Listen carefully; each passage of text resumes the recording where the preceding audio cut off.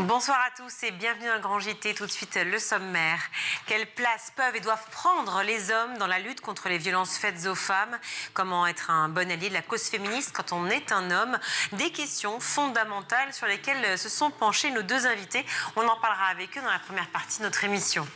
Dans le Bon Point, eh bien, nous recevons une professeure des écoles qui va nous partager son ouvrage, un ouvrage à la fois passionnant, touchant et drôle, qui raconte aussi une partie de sa vie, près de 10 ans dans l'éducation nationale. Ce sera en seconde partie de notre émission. Dans sa chronique vue sur les réseaux, Shirley Adélaïde s'intéressera à un club de lecture novateur qui cartonne sur TikTok et Instagram. Mais tout de suite, place à l'actu d'éducation avec Shirley. Bonsoir Shirley. Bonsoir Virginie, bonsoir à tous. Vos enfants ou vous-même êtes peut-être de grands adeptes de TikTok. Alors attention, c'est le réseau social le plus en proie à la désinformation, Shirley. Un contenu sur 4 est trompeur sur la plateforme chinoise. C'est ce que montre un rapport scientifique européen publié aujourd'hui par l'organisme Science Feedback. Alors pour arriver à ce résultat, plus de 3 millions de contenus ont été analysés sur 6 plateformes différentes et dans 4 pays européens, dont la France. Des contenus qui parlent de politique, de climat, de santé. Il s'agit donc bien d'information et non de divertissement. Et si Facebook, YouTube, X, Instagram sont aussi concernés avec des taux de désinformation allant de 8 à 15%, eh bien c'est TikTok qui arrive largement en tête avec 25% de fake news. Autre constat, les comptes avec les contenus les plus trompeurs génèrent plus d'engagement que les autres à audience comparable. Et tout cela est dû aux logiques qui structurent les plateformes, comme le rappelle le directeur de Science Feedback, Emmanuel Vincent.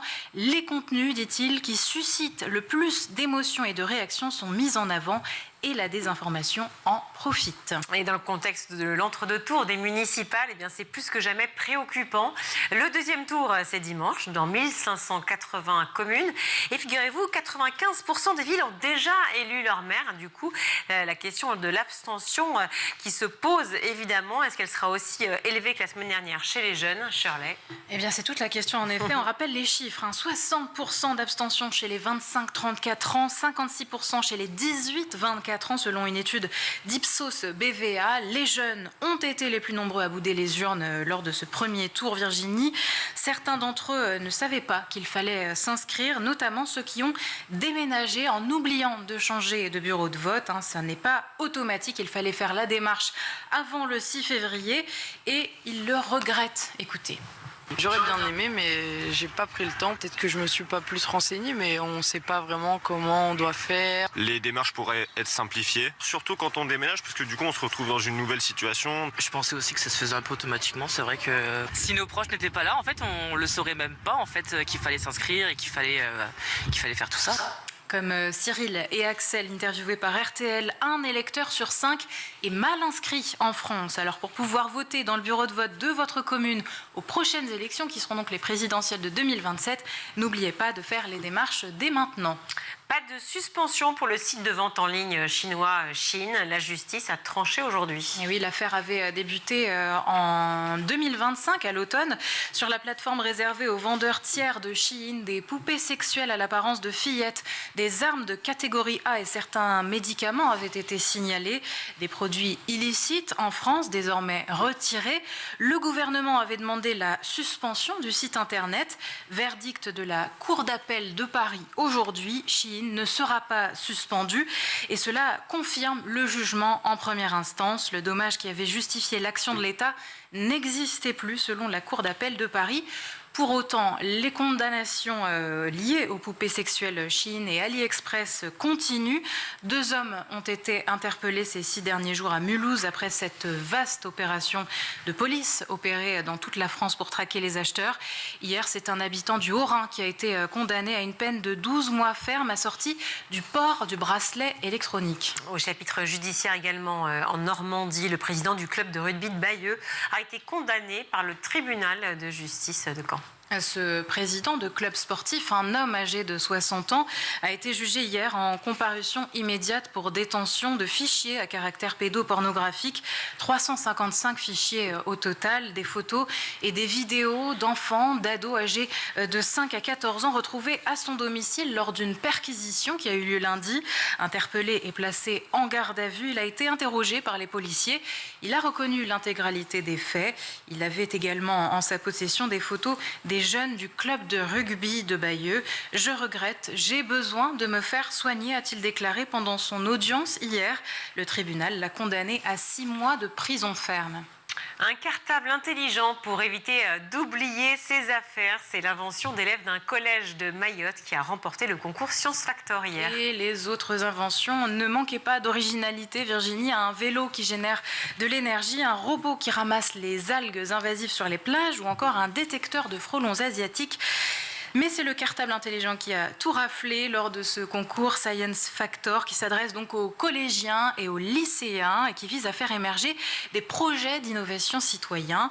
Il est soutenu ce concours par les ministères de l'Éducation nationale, de la Recherche et de l'Économie. Et puis il a une autre particularité, il incite les jeunes filles à s'orienter vers les filières scientifiques en les mettant à la tête de chaque groupe qui propose une invention. On écoute les mots de la lauréate Esa Dana.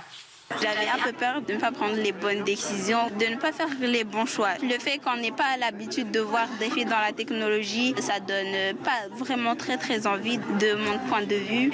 Les modèles de femmes dans la tech semblent manquer et les préjugés ont la peau dure, comme le soulignait la créatrice du concours, Claudine Schmuck, au micro de France Inter ce matin. En toute petite classe, il n'y a aucune différence entre les uns et les autres.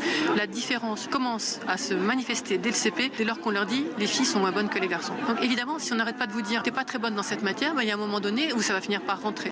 Claudine Schmuck, la créatrice de Science Factor, le seul concours scientifique et technique auquel les filles et les garçons participent à égalité. Et puis on termine avec ce rapport de l'ONU sur le bonheur et qui n'apporte pas forcément des bonnes nouvelles. Oui, alors on va quand même commencer par les bonnes, tant qu'à faire, on parle de bonheur. La Finlande conserve sa place tout en haut du podium. C'est l'endroit où on se sent apparemment le plus heureux au monde pour la 9e année consécutive. La Finlande qui est suivie de près dans ce classement mondial par de nombreux pays nordiques. Par ailleurs, la plupart des jeunes sont plus heureux aujourd'hui qu'il y a 20 ans dans pas mal de pays, donc c'est pas mal aussi de le mentionner. Maintenant, les moins bonnes nouvelles. La France a reculé de 2 rangs dans ce classement par rapport à l'an dernier. Nous sommes 35e. Et puis aux États-Unis, au Canada, en Australie, en Nouvelle-Zélande, on constate une baisse spectaculaire, je cite le rapport, du niveau de bien-être chez les jeunes. Et cela serait lié, selon l'ONU, à l'utilisation des réseaux sociaux. Oui, uniquement, certainement. Merci beaucoup, Shirley. À l'heure où le masculinisme est en plein essor, une question s'impose peut-être plus que jamais. Quel rôle les hommes ont-ils à jouer dans le féminisme? Autrement dit, quelle place peuvent-ils et doivent-ils prendre dans ce combat? Eh bien, c'est une réflexion brûlante qui anime nos 2 invités. C'est le qu'on va recevoir maintenant. Et pour en parler, je suis ravie d'accueillir sur ce plateau Sarah Baruch. Bonjour. Bonjour. Merci beaucoup d'être avec nous. Vous êtes écrivaine, activiste contre les violences faites aux femmes et autrice de ce livre, cet essai remarquable. Les hommes non plus n'aiment pas les cons et le féminisme ne se fera pas sans eux. C'est chez HarperCollins. 60 hommes et aussi des milliers d'alliés, voilà, aux côtés des femmes. Oui, il y en a des alliés. Et il y en a un notamment qui est sur notre plateau. Julien Sandrel, bonjour. Bonjour. Merci d'être avec nous. Vous êtes aussi écrivain. Vous avez écrit Le jour où Rose a disparu. Et là, vous voyez, en fait, ce nouveau roman est un piège.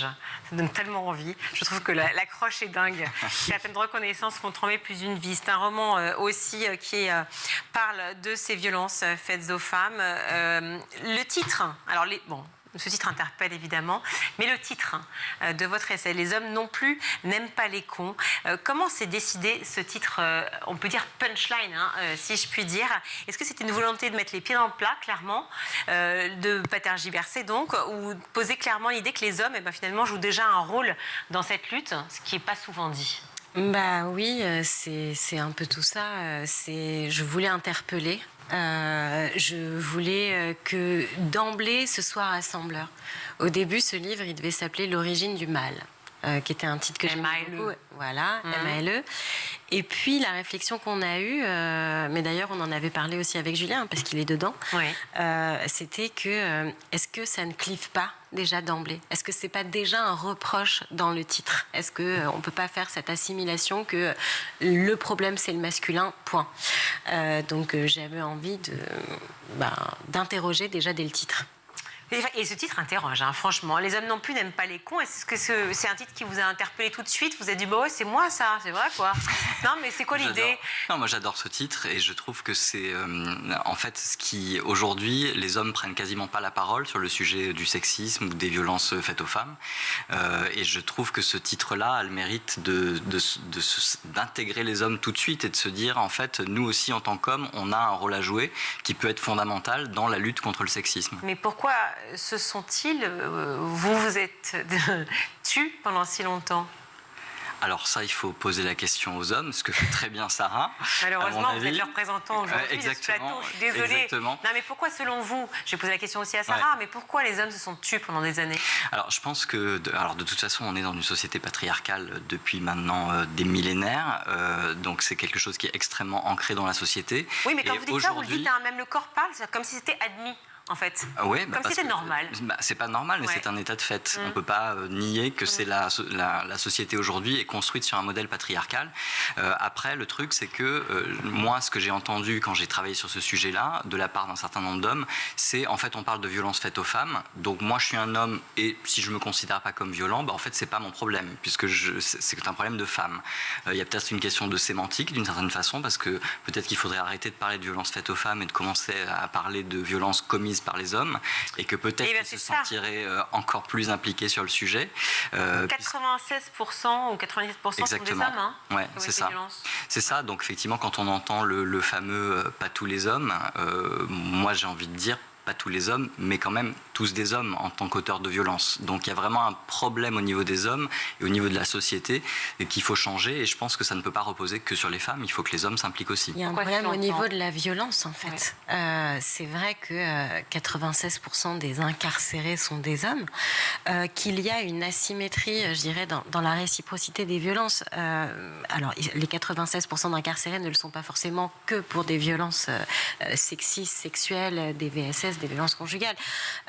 En revanche, les violences envers les femmes sont commises dans l'immense majorité par des hommes. Le contraire n'est pas vrai. Et même si l'essentiel des victimes des violences des hommes sont des hommes, parce que 96% des incarcérés sont des hommes, mais en général, les crimes qu'ils ont commis, c'est d'abord envers des hommes. La différence, c'est que dans le cadre des violences conjugales, intrafamiliales, sexuelles, il s'agit essentiellement de violences commises par des hommes. Hein, 97% sont des hommes. Agressions sexuelles. Non, mais donc, clairement, le chiffre. Longtemps, on a cru quand même que mettre un terme aux violences se ferait par les femmes et avec les femmes. Il y avait une tendance aussi, si je puis dire, alors je ne sais pas si elle est de fait, c'est un peu ma question, quasi inexistant. Les hommes étaient quasi inexistants de ce discours. Est-ce que c'est parce qu'ils se sont exclus eux-mêmes? Ils ne se sentaient pas concernés, ce que vous dites finalement c'est pour les hommes, hein, ou est-ce qu'ils étaient exclus de cette lutte-là? Je pense que c'est un mélange des deux et c'est encore le cas. Moi, je vois que finalement, dans toutes les organisations féministes, c'est très compliqué d'inclure les hommes. Comme si la mixité nous rendait d'emblée perdantes. Alors, je peux comprendre, hein, parce que pendant effectivement des siècles, la mixité nous a rendu perdantes, qu'aujourd'hui, on est dans un système qui a été pensé par et pour des hommes et que, sans même parler de violence, il y a un impact, déjà, ne serait-ce que sur la santé des femmes. Aujourd'hui, et d'ailleurs, j'ai interrogé plusieurs médecins, la première cause de mortalité des femmes, ce sont les arrêts cardiovasculaires, sauf qu'on ne connaît pas les symptômes d'un arrêt cardiaque chez une femme. Et c'est ce qui explique que les secours arrivent avec 30 minutes de plus pour sauver une femme d'un arrêt cardiaque qu'un homme. Parce qu'encore une fois, tout a été construit dans finalement la norme qui est censée être la norme masculine, le corps masculin. Alors, moi, j'étais très en colère au début quand j'ai commencé à écrire parce que j'avais appris que finalement, c'est que l'année dernière qu'on a exigé des laboratoires qu'ils testent les médicaments sur des corps d'hommes et de femmes. Parce que forcément, on n'a pas les mêmes hormones, le même métabolisme, et ce qui fait qu'on va développer des effets secondaires ou pas, n'est même pas pensé en fait. Et à force d'interroger des médecins, ils m'ont dit mais oui, mais la question, elle était de pouvoir avoir des résultats fiables et non altérés. Et le problème, alors c'est le terme qui pose problème justement, le problème quand on inclut les femmes, c'est que oui, pour certains médicaments comme des chimiothérapies, etc., on a besoin d'observer sur un état hormonal, je dirais, régulier. Et dès qu'il y a une variation hormonale, ça fausse le résultat et on ne peut pas utiliser. Donc le problème, c'est de poser la question hormonale. Exactement. En fait, le problème d'être simplement genré féminin pose un problème. Ça a posé un problème dans la science, ça a posé un problème à plein d'autres niveaux. Et je dirais que... Donc de ne pas assumer finalement la distinction entre ce qu'est un homme et une femme, ça posait problème. Oui, et ne pas assumer non plus finalement le fait que ce qui touche les femmes touche aussi les hommes. Il y a à l'intérieur, j'interroge un anthropologue qui affirme que oui, c'est vrai que Sapiens est l'espèce la moins développée, enfin en tout cas le bébé Sapiens c'est le moins autonome de toutes les espèces. Donc, depuis des siècles, ça a contraint les femmes à modifier leur vie durant au moins 3 ans, c'est-à-dire que le temps que Sapiens prenne en autonomie. Je veux dire, une vache, elle met bas, le veau, il marche déjà. Un chaton, il trouve le sein de sa mère tout seul. Sapiens, c'est pas possible. Donc, forcément, il y a une dépendance qui crée une répartition des rôles dite naturelle. Mais ce qui n'est pas naturel, c'est qu'on considère qu'un enfant, c'est la responsabilité seule de la femme. Un enfant, c'est un projet commun. Bien sûr. Bien sûr. Je reviens sur cette idée de féminisme. Je suis d'accord. Sur cette idée de féminisme inclusif aussi, parce que c'est un peu ça dont on parle aujourd'hui. Déjà, ce livre, vous y avez participé, donc j'imagine que vous le pensez forcément utile, cet essai, enfin je ne sais pas comment vous pourriez le définir. Ouais. Voilà, c'est un gueule aussi. Ouais. Ouais, vraiment. Est-ce que vous avez l'impression que ça redonne une place aux hommes ?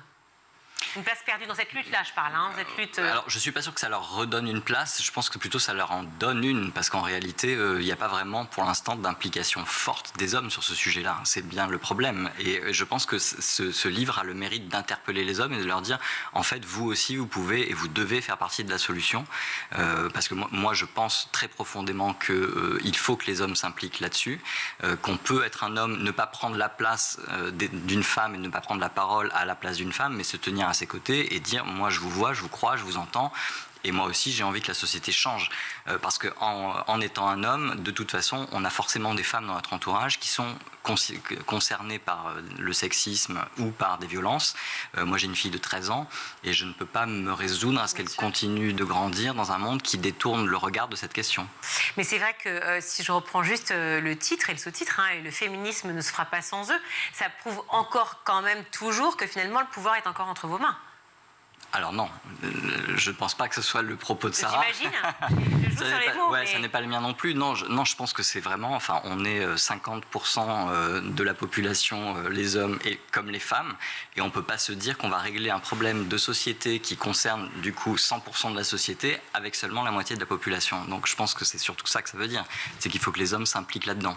Une réaction par rapport à ça. Évidemment que vous ne l'écrivez pas dans ce sens-là, mais ça veut quand même dire aussi que finalement, ils ont quand même un pouvoir qui est là, qui est latent, quoi. Moi, je me positionne, en fait, la réflexion de départ, elle est du point de vue des victimes. Moi, c'est vrai que le livre qui a précédé celui-ci, c'était 125 et des milliers sur les victimes de féminicide, qu'aujourd'hui, j'ai une association où j'accompagne chaque année des centaines de victimes. Et ce qui fait qu'on s'en sort, qu'on sort de ces schémas, qu'on a en tout cas envie de s'interroger sur comment en sortir, c'est l'espoir. C'est le fait de se dire autre chose est possible. Donc moi, le féminisme qui condamne d'emblée toute la gente masculine en disant finalement tous les mêmes, le patriarcat, etc., Je dirais que ça me pose un problème dans mon travail de convaincre les victimes de s'en sortir. Mais c'est un peu en marge, ça, non? Enfin, est-ce que c'est pas un préjugé, ça, hein? Alors, ça existe vraiment, c'est encore très, très présent? Mais c'est l'essentiel de ce que je vois. Dans le militantisme féministe? Dans le militantisme féministe, je veux dire, aujourd'hui, il y a la plupart des fondations et des fonds... Excluent les hommes? Mais n'attribue pas de budget si on a ne serait-ce que l'idée d'aller aussi traiter la question des auteurs de violences. Ce qui fait quand même partie du problème. Enfin, je veux dire, à un moment donné, on peut faire ce qu'il faut pour essayer de faire comprendre aux femmes les schémas dans lesquels elles s'enferment, pourquoi est-ce qu'elles ont peur, de quoi elles ne doivent plus avoir peur, sur quoi se bagarrer. Mais enfin, si de l'autre côté, on ne fait rien pour faire comprendre la même chose aux auteurs de violences, à un moment donné, le problème se pose de nouveau. On a parlé d'ailleurs avec l'auteur du livre des bourreaux ces jours-ci, effectivement, qui raconte ça, qui définit le profil de ces auteurs pour comprendre effectivement qui ils sont. 60% des hommes en France pensent que les féministes veulent donner plus de pouvoir aux femmes qu'aux hommes, selon une enquête Toluna Harris Interactive, conduite donc en ligne auprès... Alors je vous donne tous les détails parce que c'est quand même assez effarant, auprès donc de 3061 personnes âgées de 15 ans et plus. Donc en fait, on a cette impression, si vous voulez, qu'il y a encore une méconnaissance réelle de ce qu'est le féminisme. Est-ce qu'il faut redéfinir ça tout le temps et encore, en fait, expliquer qu'on cherche juste une notion égalitaire? Ouais, j'ai l'impression que oui, qu'il faut continuer. Vous croisez encore des hommes et même des femmes d'ailleurs à qui il faut expliquer encore ce que Oui, c'est? bien sûr, parce que même moi, quand je parlais de mon livre, qui est un livre donc sur les violences, c'est un roman, mais c'est un livre sur les violences, j'ai croisé certaines femmes qui m'ont dit, mais il ne faut pas oublier non plus les violences commises par les femmes. À chaque fois, je le remettais dans le contexte, je disais, oui, vous parlez donc des 2% restants par rapport aux 98% de violences commises par les hommes.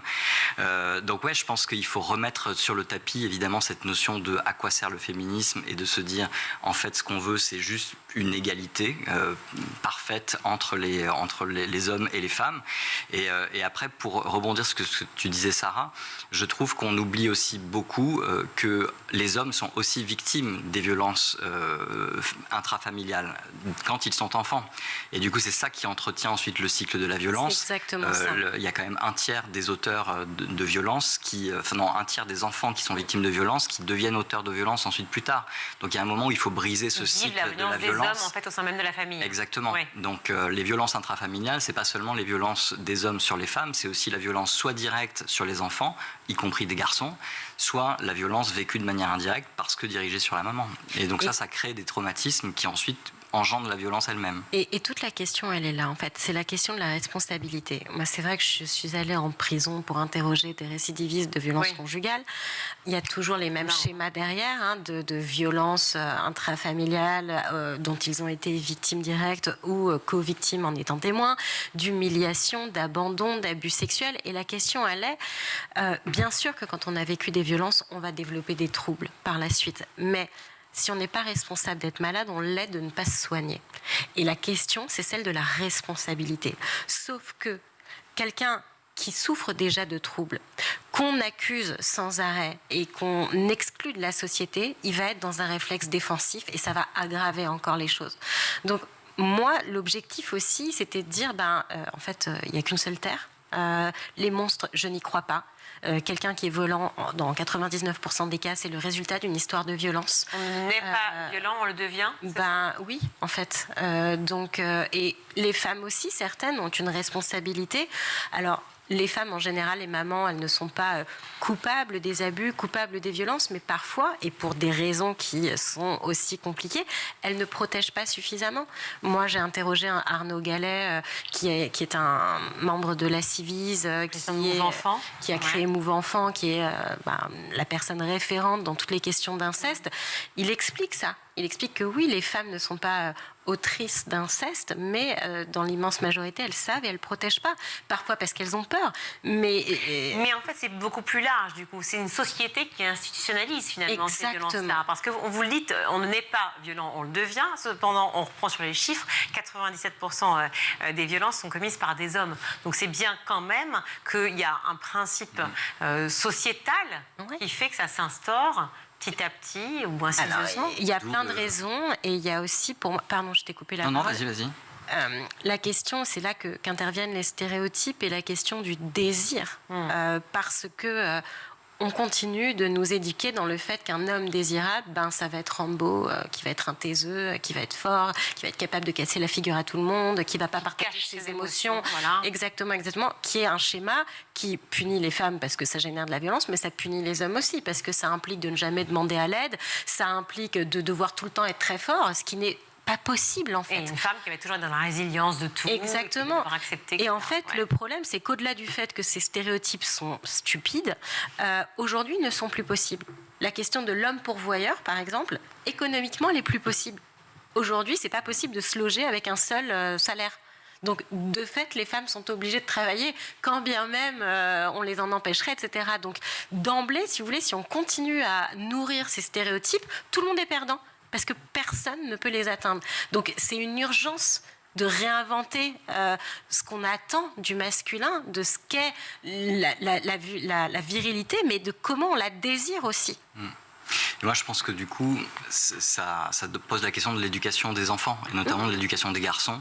Je pense qu'en tant que père, on doit être modèle, d'une certaine façon, de ce que doit être la masculinité ou la virilité, ou de montrer plutôt qu'il existe plein de possibilités d'être masculin ou viril, et que quand on est père de garçons, évidemment, on doit montrer l'exemple et on doit aussi expliquer très tôt. Je pense qu'il n'y a pas d'âge limite pour commencer à expliquer aux garçons ce qui n'est pas possible de faire avec des filles. Oui, parce que c'est une question que vous posez souvent, effectivement, Sarah Baruch, dans votre livre. C'est qu'est-ce qu'être un homme? D'ailleurs, je crois que vous l'avez eu, la question. C'est une question que je vous pose, c'est très difficile. Même moi, je me suis dit, oh, waouh, c'est courageux, comment tu réponds? Effectivement, tu pars sur ton humanité, sur ce que ça veut dire. Mais comment expliquer ça en dehors de l'éducation? C'est quoi être un homme? En fait, je pense que justement, il faut qu'il y ait autant de réponses possibles que d'hommes. Pour moi, c'est être un être humain avec ses failles et les assumer aussi. C'est-à-dire que ne pas se cacher derrière des images de virilité. Enfin, moi aussi, je suis un enfant des années 80-90. J'ai grandi avec ces modèles alors non, plutôt de testostérone à la Stallone, Schwarzenegger, etc. Et c'est vrai que les modèles aujourd'hui évolue un petit peu, mais ça évolue très lentement. Et je pense que notre rôle de père, c'est de montrer aux garçons qu'en fait, ils peuvent avoir des émotions, ils peuvent les montrer, et que c'est acceptable et que c'est OK. Mais alors après, justement, le c'est OK, c'est très intéressant, parce que être d'accord avec un principe, ça c'est bien, c'est chouette, ça peut être un peu démago parfois, véritablement pensé sûrement. Des hommes se disent féministes. Alors, sondage France, États-Unis, Canada, apparemment 40% des hommes se diraient féministes. Chouette, c'est pas quand même non plus énorme, mais enfin, bref. Mais vous dites surtout, et c'est là où ça devient intéressant dans le livre, vous dites c'est super d'être d'accord, mais maintenant il faut agir. Agir comment ? Je pense qu'il y a plein de manières d'agir. C'est-à-dire que, alors déjà, quand on est comme moi pourvoyeur d'histoire, potentiellement, c'est notre responsabilité de créateur d'histoire ou de créateur d'images, de montrer d'autres images de la masculinité, de montrer des relations hommes-femmes qui sont les plus égalitaires possibles, d'essayer de mettre en scène en fait tout ça pour créer du contenu culturel qui soit en accord avec ça. Et après, dans la vie quotidienne, je pense que on vit tous dans un foyer, quelles que soient les personnes de notre foyer, on peut montrer l'exemple, on peut aller sur une charge mentale, par exemple, qui soit la plus égalitaire possible, prendre notre part de charge mentale en tant qu'homme, prendre notre part en tant qu'éducateur aussi. Oui, en tant qu'auteur aussi, parce que ça veut dire, par exemple, les rôles, les personnages que vous décrivez, sortir effectivement de cette image toujours racontée, ou en tout cas de la dépeindre différemment pour en faire quelque chose de cynique, mais c'est un rôle à jouer aussi de la part des artistes, des penseurs, des intellectuels, de jouer ce rôle-là. Moi je pense que c'est fondamental. Enfin, tu parles dans ton livre, Sarah, du test de Bechdel, donc qui vise à voir quelle est la place des femmes notamment dans les films, dans les films hollywoodiens. On se rend compte que toujours énormément de films ne passent pas ce test, c'est-à-dire qu'en gros les femmes sont soit réduites à l'intérêt amoureux du héros, soit quasiment inexistantes. Et donc effectivement, je pense qu'en tant que créateur d'objets culturels, donc de romans ou de séries, c'est notre rôle aussi de construire des rôles pour des femmes qui soient intéressants et qui ne soient pas juste un faire-valoir de l'homme. Notre charmante déesse productrice Lauriette me dit encore 3 minutes, c'est affreux comme frustration, je ne peux pas du tout, j'aimerais rester des heures à discuter avec vous, juste parler de ce qui reste peut-être un peu anodin, mais enfin qui est quand même très présent, notamment par les médias, c'est notre faute à nous, mais on en parle, c'est les thèses masculinistes qui reviennent énormément aujourd'hui, avec des figures tutélaires qui sont certainement des grands dirigeants du monde entier, etc., qui nous choquent un peu, faut l'avouer. Est-ce que vous avez le sentiment justement que c'est un retour en arrière, une espèce de retour de bâton qu'on se prend parce que justement on est en train de défendre aussi des causes? Moi, j'ai l'impression que souvent ces mouvements masculinistes sont nourris. C'est nouveau, vous avez raison. Ouais, c'est pas du tout nouveau, mais sont nourris et pétris de religion. C'est-à-dire derrière ces personnes puissantes, il y a soit, que ce soit à l'ultra-gauche ou à l'extrême droite, derrière il y a des forces en présence avec des lobbies religieux. Et alors là, pour le coup, toutes les religions, c'est à la même enseigne. Quand on ne fait pas violence au texte sacré, on fait violence aux femmes. Et donc finalement, les États-Unis, on en parle beaucoup en ce moment. Pourquoi, avec l'arrivée de Trump, le premier réflexe, c'est de s'en prendre à la reproduction, au corps des femmes, parce que tout cela a un écho dans la religion. Et qu'est-ce qui donne la valeur d'une femme? C'est justement... On jure sur la Bible aux États-Unis, pas en France. On jure sur la Bible. Là, vous entendez sur tous les discours autour de la guerre, là, j'espère que Dieu protège nos soldats, etc. En fait, il y a un retour du religieux. Et c'est pareil au sein du féminisme. Il y a tout ce courant. Alors moi, je suis pour un féminisme universaliste. Je pense que la laïcité est justement du côté des femmes, que n'importe quelle femme est libre de mettre une perruque, de se voiler, de mettre un foulard. Mais je trouve que l'activisme féministe doit lutter pour l'égalité des droits et des devoirs et la possibilité d'émancipation. Et que quand on en est à stigmatiser son corps, eh ben, on n'est pas dans l'égalité des droits, dans la mesure où c'est pas pareil pour les hommes. Donc c'est pas totalement compatible avec le fait d'impacter son corps dans l'espace public. Je parle de l'activisme. Donc voilà, je pense qu'il y a un retour du religieux qui va avec l'état de la société, avec le besoin de spiritualité, le sentiment qu'on est perdu, qu'on n'a plus les réponses, oui, qu'on n'a plus les c'est codes. les hommes et les femmes complètement déphasés aujourd'hui. On parle principalement là, en l'occurrence, des hommes, parce que les hommes non plus n'aiment pas les cons. Je rappelle le titre, un féminisme ne sera pas sans eux. Le jour où Rose a disparu, on est plus dans un roman, mais on parle aussi effectivement des violences. C'est fondé sur des faits réels. Il a mené une enquête super. Enfin voilà, je vais pas faire sa promo, mais il en a pas besoin. Non, mais exactement. Voilà. Mais vous parlez aussi, et là c'est dans le livre de Sarah Baruch, Julien Sandrel, vous parlez d'un moment clé où un homme comprend qu'il a lui-même participé à un système totalement inégalitaire. Alors forcément, j'ai bondi de ma chaise parce que ça arrive tous les jours, ça. Tous les jours, tu te dis non, mais c'est quand même pas cool. Puis tu continues ton chemin finalement. Oui, bien sûr. Donc c'est quoi? Qu'est-ce qui se passe vraiment? Il y a un électrochoc à quel moment? Quand on a une fille. Alors peut-être quand on a une fille, mais je pense que ça peut être aussi progressif. C'est-à-dire qu'on n'est pas obligé d'avoir un électrochoc. On peut prendre conscience d'un certain nombre de comportements. De comportements au quotidien et évidemment se dire ok, maintenant quand j'entends une blague sexiste, une remarque misogyne, etc., en fait j'interviens en tant qu'homme et je mets fin à ce type de comportement. Ouais, la blague sexiste, ça passe pas, ça? On peut pas se dire à un moment, on peut quand même faire de l'humour sur ce genre de choses? Non. Moi ça me fait pas tellement rire, mais là où il a complètement raison, c'est qu'en fait dans les violences, il n'y a pas deux acteurs, il y en a trois. Il y a toujours la victime, la personne maltraitante et le témoin. Et en fait, la victime et la personne maltraitante, elles sont toutes les deux dans un état de sidération, parce que la violence traumatise autant, en tout cas sidère autant l'agresseur que l'agressé. C'est un point, c'est un état de fait physiologique. Et donc la seule personne qui peut réagir et agir, c'est le témoin. Et c'est tout à fait ce que dit Julien. C'est que finalement, quelqu'un qui va faire des blagues totalement déplacées, il s'en rend peut-être pas forcément compte. Et il a besoin que des pères AI, mais du coup aussi, le freinent. Réagissent. L'importance des témoins aussi. Bon, vous l'avez compris, on pourrait discuter encore des heures. Il faut absolument lire ces deux livres. Sarah Baruch, les hommes non plus n'aiment pas les cons, non, vraiment on les aime pas. Le féminisme ne se fera pas sans eux. 60 hommes et des milliers d'alliés aux côtés des femmes. C'est chez HarperCollins, toujours, même éditeur aussi. Julien Sandrel, le jour où Rose a disparu, ce nouveau roman est un piège. Oh, je suis fan. J'adore l'idée. Merci beaucoup d'être venus sur ce plateau tous les deux. Merci. On va marquer une courte pause dans le Grand JT et j'espère que vous reviendrez. Avec plaisir.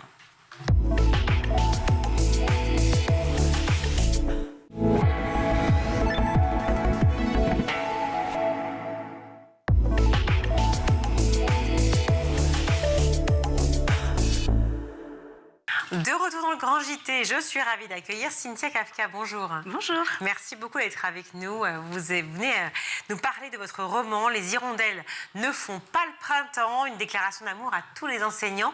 C'est paru aux éditions Charleston. Comment est née l'idée de ce roman autour du personnage de Lisbeth? C'est un peu votre histoire? Ouais, alors cette idée, elle est née il y a à peu près 10 ans, quand j'ai quitté l'éducation nationale. Vous étiez professeur des écoles? J'étais professeur des écoles. Ouais. J'ai arrêté parce que je pense pour ma santé mentale, c'était important. Et puis, il y a toujours eu cette envie de raconter, et en même temps, je ne me sentais pas prête. J'avais l'impression qu'il fallait d'abord que je fasse le deuil de l'éducation nationale que moi j'avais imaginé avant d'y entrer. Et... C'était comment, cette éducation nationale, avant d'y entrer? Celle que vous rêviez petite, que vous avez vécue petite?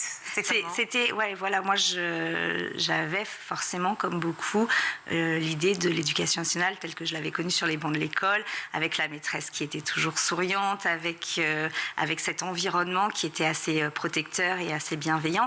Et j'avais forcément pas d'idée de tout ce qu'il y avait derrière, des préparations, du poids aussi de l'éducation nationale, de tout ce que tous les papiers administratifs à remplir, etc. Ça, forcément, on le découvre sur le tas.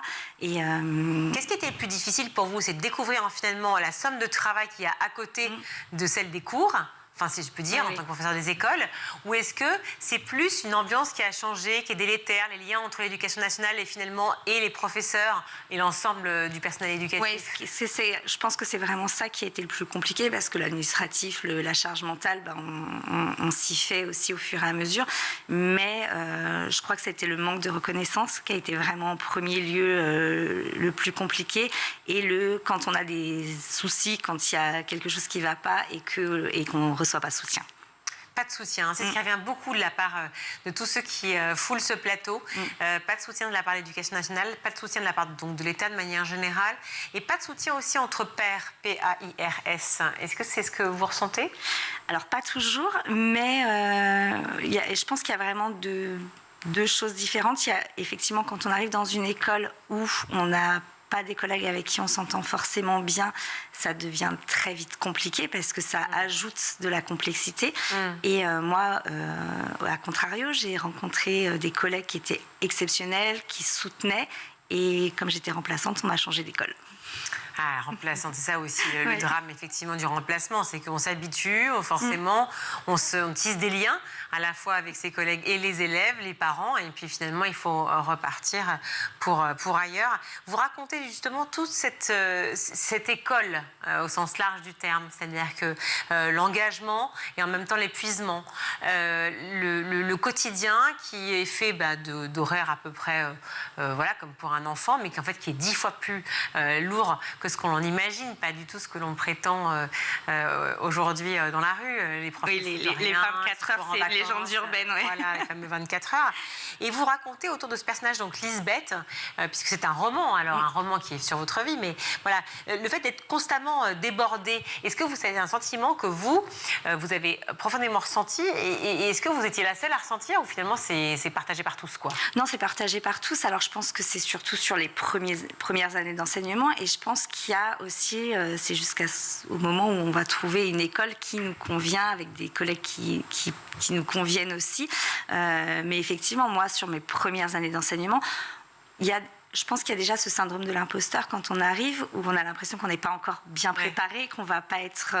c'est quand même énormément de responsabilités. On a quand même entre 25 et 30 gamins qui comptent sur nous, et on se met une pression.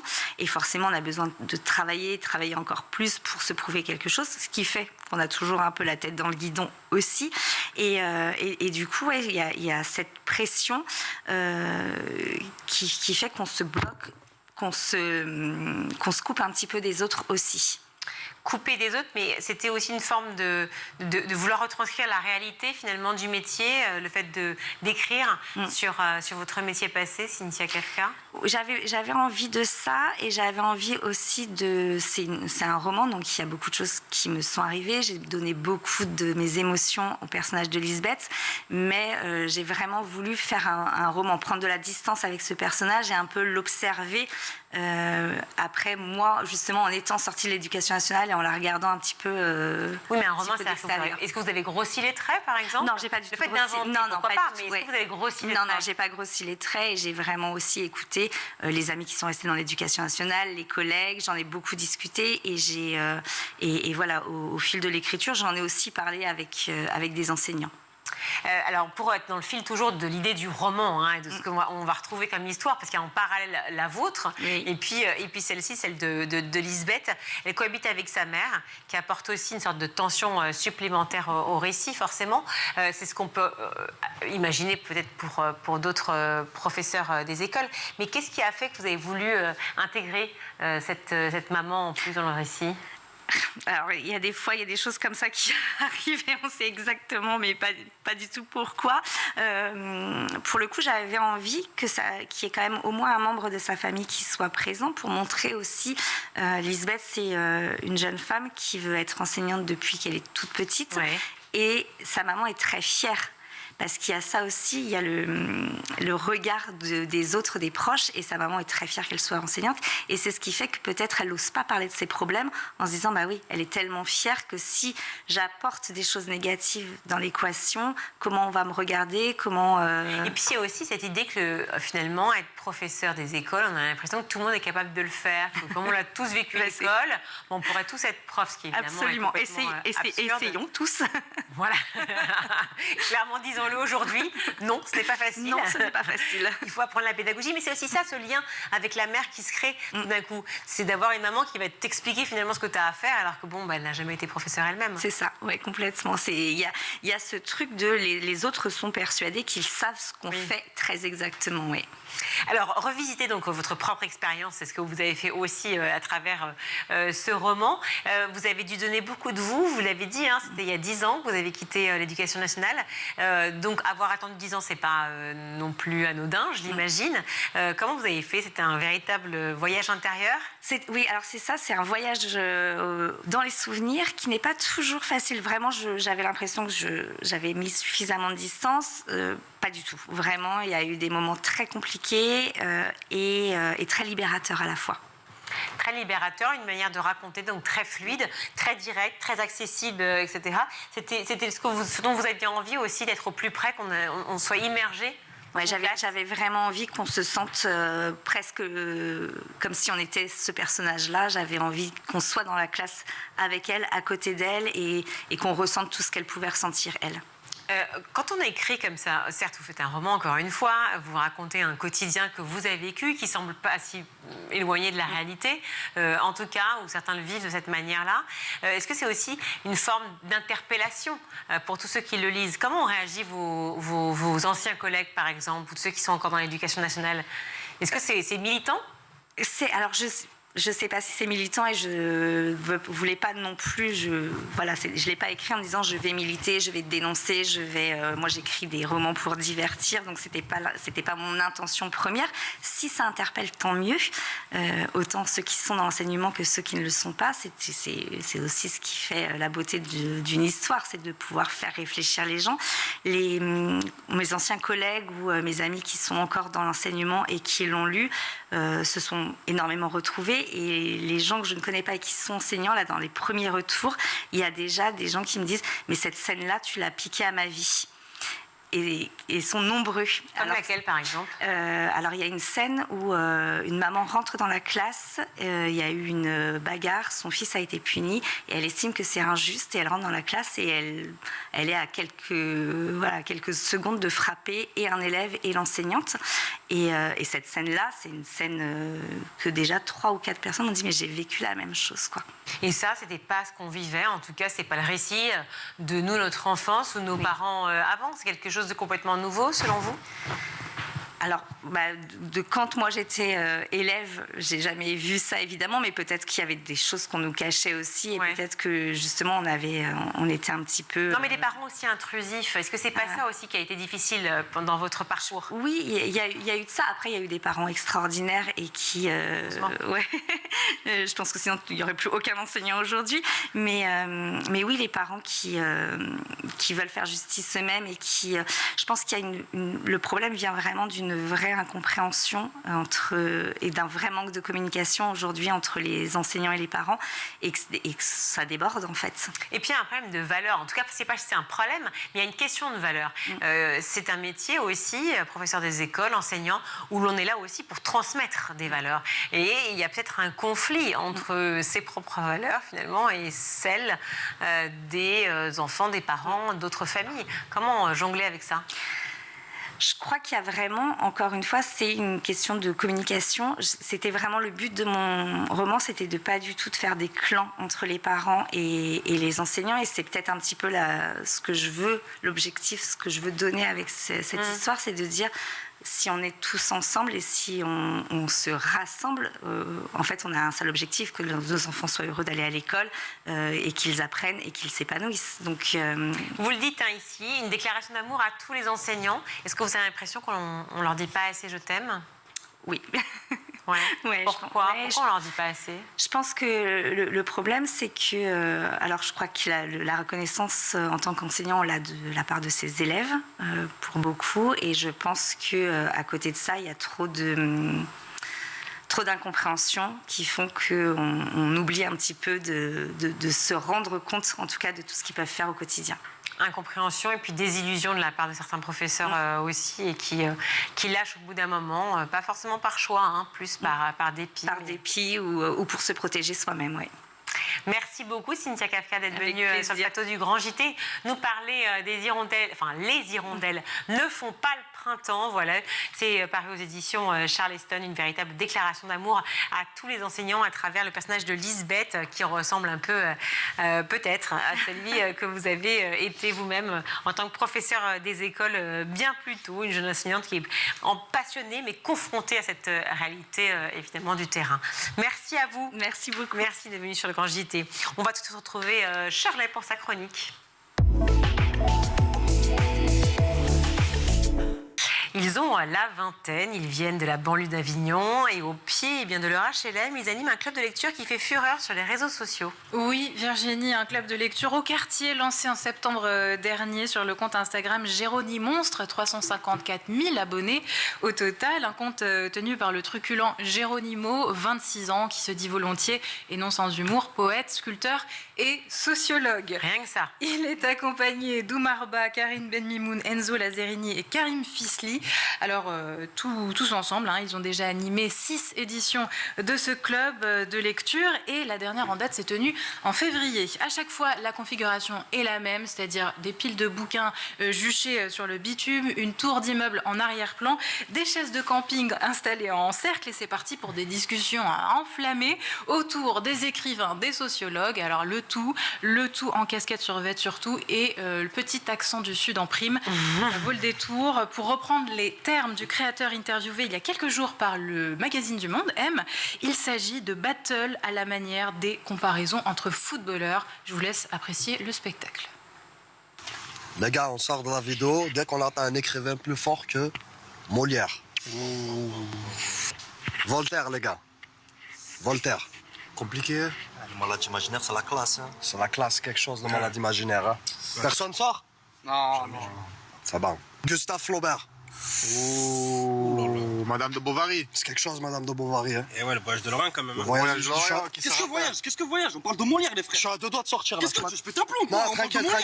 Tranquille. Mais sérieux, vous voulez je pète un câble? Tranquille. On parle de Molière, c'est bon, Molière, c'est bon. Tranquille. C'est bon, on fait la suite, les gars. Bon, ça déchaîne les passions, manifestement. Difficile de départager Molière, Flaubert et Voltaire. Peut-être aussi difficile de choisir entre Émile Durkheim et Marcel Mauss. Messieurs, nous allons discuter autour de la sociologie. Les pages vont frictionner, là. Les pages vont frictionner, c'est le cas de le dire. Hein. Les lecteurs les plus sensibles, mettez-vous sur le côté. Hein. Émile Durkheim face à Marcel Mauss. Si je peux me permettre, Marcel Mauss, c'est un must-have dans une bibliothèque. Marcel Mauss, c'est fort, le social comme relation vivante. Donner, recevoir, rendre, triple obligation. Même gratuit, c'est trop cher. Ah, les gars. Vous voyez pas que c'est les relations des individus qui font la société? Ouais, mais... C'est toujours lourd de sens, ce genre d'intervention, Farid. Je te remercie. Respectez le padre aussi, respectez le boss. Ah, le padre, mais c'est bon, l'élève il a dépassé le maître. Le maître de quoi? Emile Durkheim, c'est pas le maître, c'est le père fondateur, les gars. On est en train de parler du père fondateur de la sociologie française. Ne vous y trompez pas, c'est un club de lecture bien dans son temps. On parle aussi des écrivaines. Voici le battle entre Madame de Lafayette et George Sand. Gros débat, les gars. Là, il y a un vrai débat. Gros débat. Madame de Lafayette, pionnière du roman psychologique. Hein. C'est vrai. Lafayette, c'est un pilier, les gars. Pilier. Développement personnel, les gars, moi, ça m'a aidé. Ah, la finesse des portraits qui ont été décrits. Moi, j'ai été sidéré à l'ouvrage. J'ai pété un cap. Ah ouais, mais les gars, George Sand, pionnière de la littérature féministe. C'est vrai, visionnaire. Il faut s'en rappeler, les gars. Il faut Visionnaire, George Sand, oui. visionnaire. Alors l'idée de ce club, c'est de toucher de nouveaux publics, donner le goût de la littérature à ceux qui ne l'ont pas forcément. Et quand ça passe par les réseaux sociaux, on sait que ce genre de projet atteint facilement son but. On espère que votre pensée fleurit librement, dit Géronimo à chaque début de vidéo. Comme un bienvenu à tous, de courtoisie, qui que vous soyez, quel que soit le bagage culturel que vous ayez, Géronimo et ses acolytes ne se prennent pas au sérieux, mais ils l'affirment haut et fort. On veut montrer que malgré le survêt, on a un cerveau. Oui, c'est ça. Ils veulent un peu démonter les clichés qu'il y a autour, finalement, des jeunes de quartier. Exactement. Autrement dit, l'habit ne fait pas le moine. Le style vestimentaire urbain ne détermine pas le niveau intellectuel ni le capital culturel. Les jeunes de quartier ne sont pas des jeunes à problème qui ne font que traîner inutilement. Regardez, ils vous animent un club de lecture qui cartonne. Chaque édition fait entre 1 million et 4 millions de vues sur Instagram. Et puis, le compte Géronimo, c'était aussi plein de petites vidéos théâtrales avec un personnage qui revient assez souvent, c'est le personnage de Napoléon. Je vous invite à regarder tout ça, ça vaut le détour. Ce qu'on ne peut pas nier, c'est que cette team est aussi inspirée que talentueuse et que, finalement, elle illustre assez bien cette citation de Shakespeare dans As You Like It. Le monde entier est une scène en plein air qui va très très bien à Géronimo et à ses complices. On leur souhaite de toucher un maximum de gens avec leur contenu urbano-littéraire. Et ça vous a fait penser à notre compte aussi, non? Oui, exactement. Alors, c'est un compte sur TikTok, cette fois-ci, avec des jeunes de banlieue aussi. Mais là, du côté de l'Île-de-France, à Mantes-la-Jolie, Amadou 782, 5 adolescents, ils partagent des vidéos autour des discriminations, du harcèlement, des droits des femmes, de la santé et leur fierté à tous les 4, ou tous les 5 plutôt. Ça fait changer les idées de leurs petits frères, disent-ils. Ils recueillent aussi des millions de vues, autant de millions de choses positives qui démarrent au pied des tours d'immeubles en France, et ça fait pas de mal de le rappeler ce soir. Et le coach sportif aussi pour les mamans du quartier, un super compte aussi. Regardez ça aussi. Évidemment. Merci beaucoup Shirley. On va aussi se retrouver le meilleur de School TV avec le Zap. Comment a pris corps ce projet et pourquoi ça te tenait autant à cœur? Ce projet est né d'un moment très difficile puisqu'en début 2023, on a eu 2 suicides consécutifs au lycée de mon fils. Mon fils est lui-même dyslexique c'était des enfants de 16 ans, donc du même âge, dont un grand dyslexique qui vivait très mal certaines situations.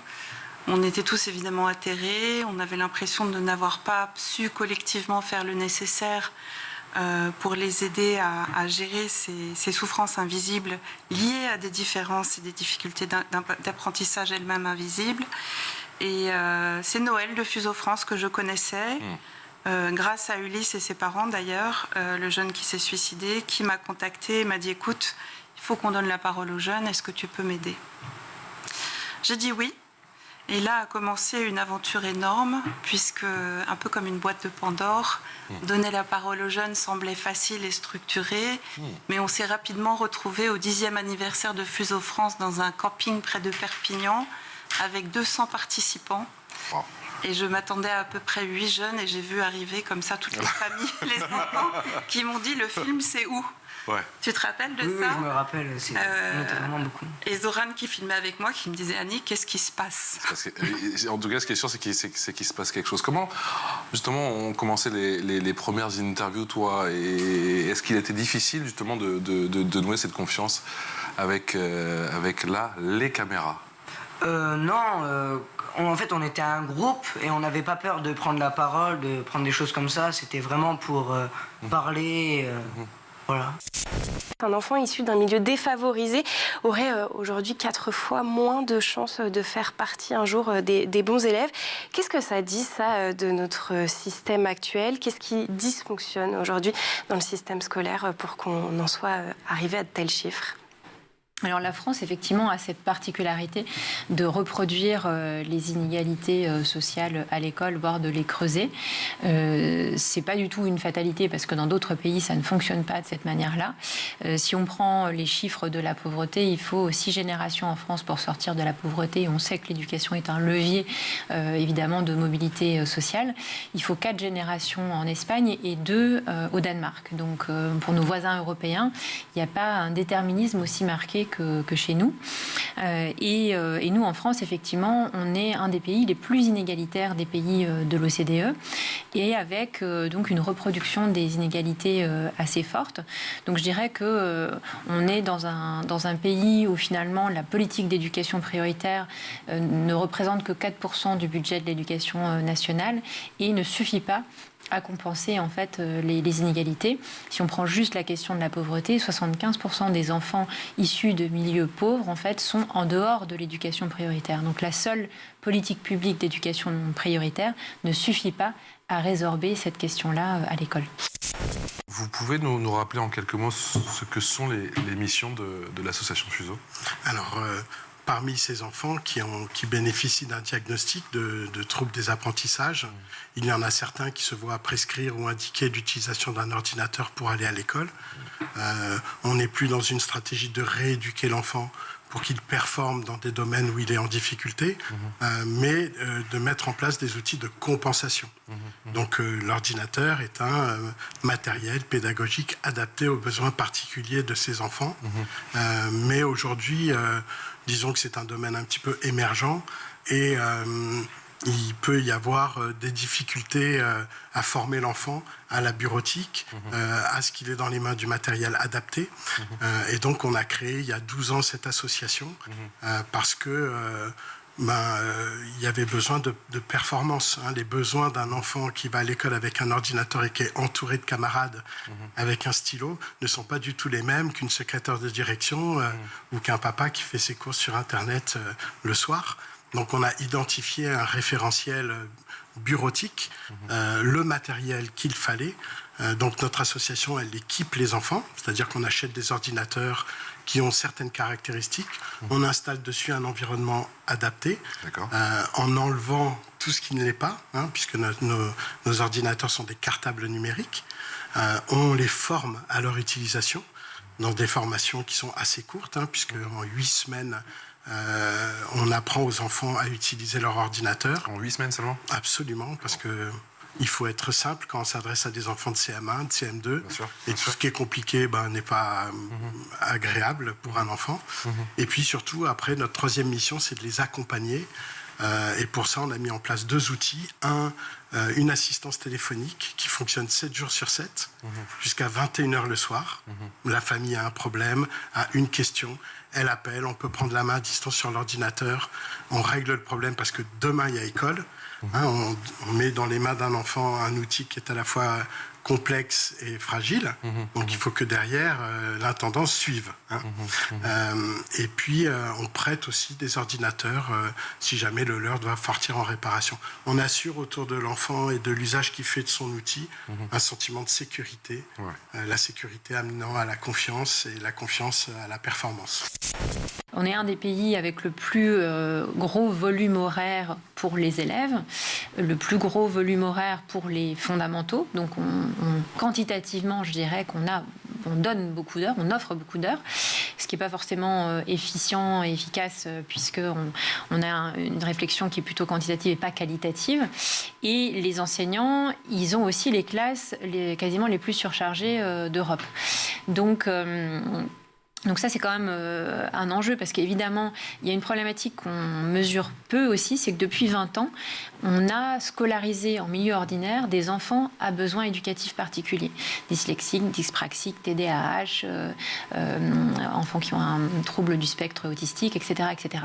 Ce qui, dans l'absolu, est une très belle chose puisque, évidemment, l'école doit permettre d'accueillir tous les enfants du pays, d'émanciper chaque enfant. Mais concrètement, dans les classes, c'est énormément complexifié pour les enseignants, parce que non seulement ils ont beaucoup d'élèves, mais en plus, ils ont 10 à 20% des enfants qui ont des besoins éducatifs spécifiques, ce qui suppose une adaptation très forte de leur cours, même si on essaye d'être en conception universelle des apprentissages, donc d'avoir une pédagogie accessible à tous, il y a quand même besoin d'adaptation pour des besoins spécifiques. Et donc tout ça, ça a énormément complexifié le métier, et ça demande un soutien que les enseignants ne reçoivent pas complètement aujourd'hui, malheureusement, puisque si on prend juste la question de la formation continue, qui est vraiment le parent pauvre des politiques publiques, les enseignants aujourd'hui sont 10 fois moins formés en formation continue que des pays comme Singapour ou la Suède. Et donc ça, c'est un déficit structurel d'accompagnement qui, quand on a des sujets qui arrivent comme l'intelligence artificielle, évidemment qu'on ne peut pas se reposer sur une formation initiale qu'on a reçue il y a 10 ou 20 ans. C'est absurde. C'est la fin de notre émission. Merci à vous tous de nous avoir suivis. Merci à toute l'équipe en régie. Ce soir à la Réal, c'est Magdi Amitouche. Le son, Alexis Oustabassidis. Le maquillage, Lola Ekenauer. Et Elodie Wilfried et Siam Karbouche à la rédaction. Merci également beaucoup, vous savez comme je vous adore, Charlet. Merci d'avoir été avec nous sur ce grand JT. Vous revenez la semaine prochaine? Oui. Quel jour? On note. À partir de mercredi. Je note, je coche. Mercredi, jeudi, vendredi. Voilà. Allez. Merci beaucoup. Bonne soirée à tous. À demain. Ciao.